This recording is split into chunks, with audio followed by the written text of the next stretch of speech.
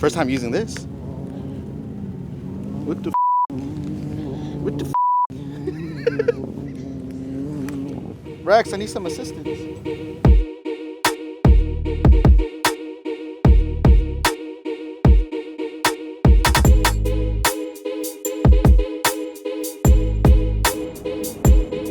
have our Black Rhino Rivals, 17-inch wheels on some 18.3 Toyo tires. And then right now on suspension, I have the SolarWorks, and I'm running a spacer, which is B2B spacers.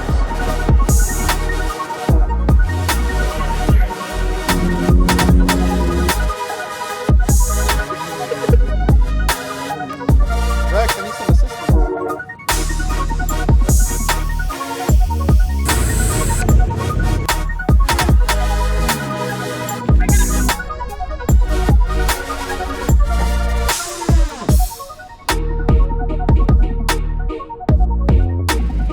First time doing donuts. Hey, what's up guys? This is Peace. I'm out here at KOH.